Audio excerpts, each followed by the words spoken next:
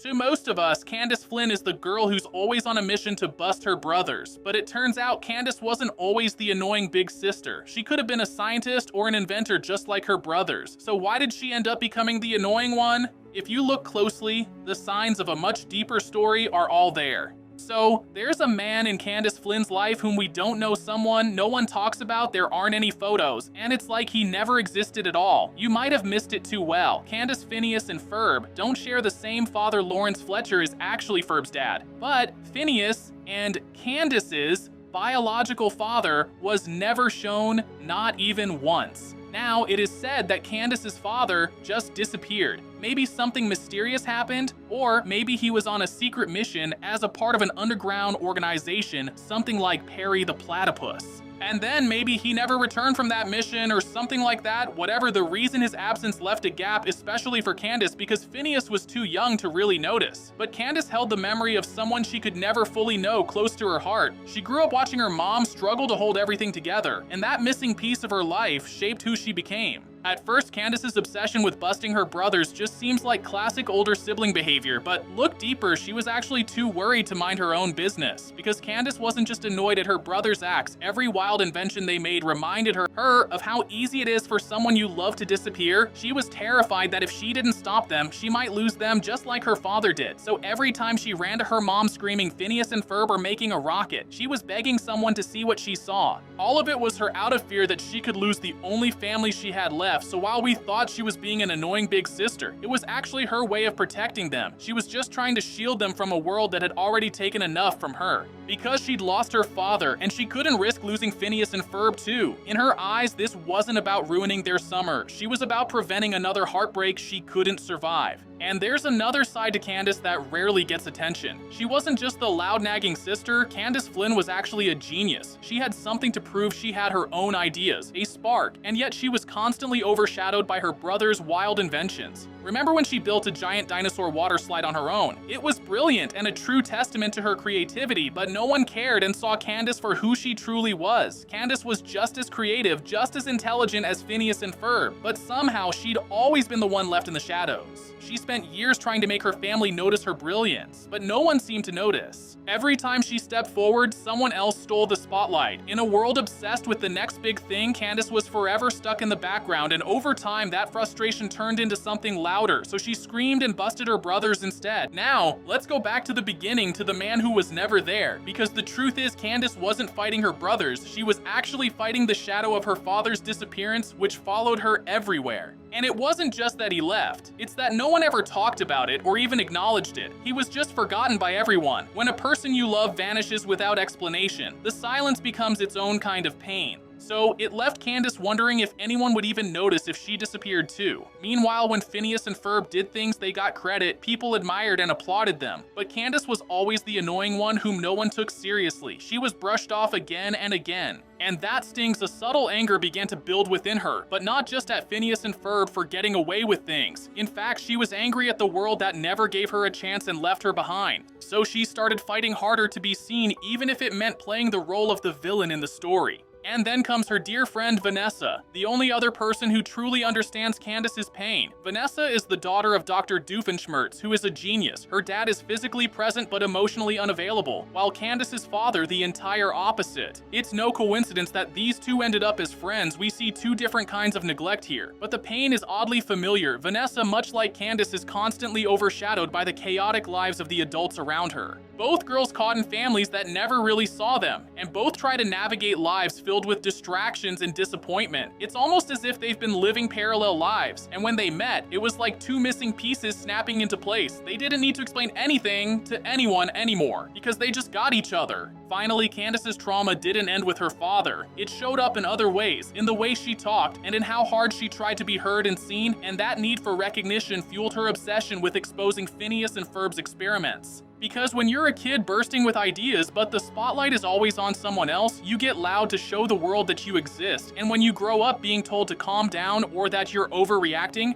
you start to believe your voice was never meant to matter in the first place. But in the end, Candace was never really the bad or annoying one. She was the abandoned hero of her story. And amid all that noise, one person actually did see her. That was Jeremy Johnson. Jeremy wasn't like the others. He never thought that Candace was too much, he never laughed at her panic or rolled his eyes when she tried to explain. He seriously listened and cared for her. And in his quiet way, he reminded her that she didn't have to scream to be loved. Maybe that's why Candace liked him so much. Jeremy was never just a high school crush. This guy was her reminder that she is heard and valued without needing to try. And he was the first person who helped Candace start to heal. Because in the end, all Candace Flynn wanted was to feel like she was enough, and after everything she endured, maybe Jeremy was the happy ending she really deserved. So, do you think Candace's past has shaped who she is today, or do you think there's even more to her story? Let's keep the conversation going in the comments below.